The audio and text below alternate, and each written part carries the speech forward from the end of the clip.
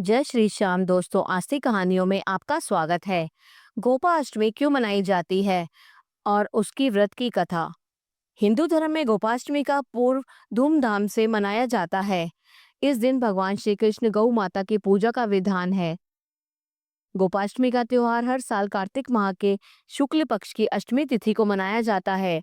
इस साल गोपाष्टमी 30 अक्टूबर गुरुवार को है। गोपाष्टमी के दिन गायों, बछड़ों और भगवान श्री कृष्ण की पूजा का विधान है। इस पर्व के रौनक मथुरा, गोकुल, वृंदावन, ब्रज में देखने लायक होती है। और गोपाष्टमी का पूजन, मुहूर्त विधि और पौराणिक कथाएं इस प्रकार हैं।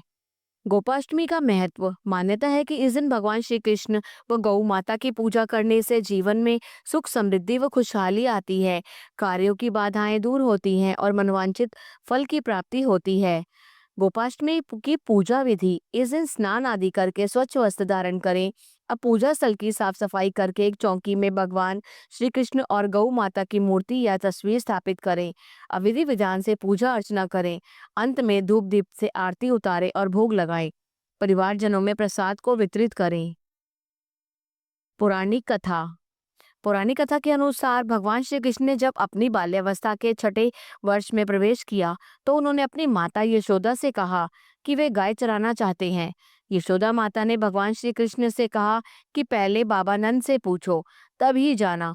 जब भगवान श्री कृष्ण ने नंद बाबा से गाय चराने की इजाजत मांगी तो उन्होंने कहा कि अभी तुम बहुत छोटे हो, बछड़ों को चराओ। नंद बाबा की बात सुनकर भगवान श्री कृष्ण नहीं माने और गाय चराने की जिद करने लगे। भगवान श्री कृष्ण की जिद देखकर नंद बाबा ने शांडिल्य ऋषि से गऊ चराने के लिए शुभ मुहूर्त के बारे में पूछा।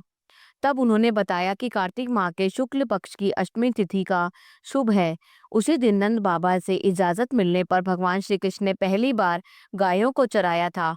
तभी से यह दिन गोपाष्टमी के नाम से प्रसिद्ध हो गया और जाना जाने लगा। कहते हैं कि इस दिन से भगवान कृष्ण गोपाल और गायों की रक्षा करने वाले भगवान के रूप में पूजे जाने लगे।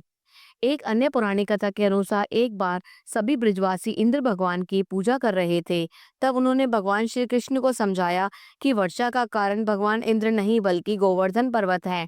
गोवर्धन पर्वत से ही गौ माता अपना चारा खाती है और ब्रजवासियों ने गोवर्धन पर्वत की पूजा करनी शुरू की तो इंद्रदेव नाराज हो गए और तेज बारिश होने लगी।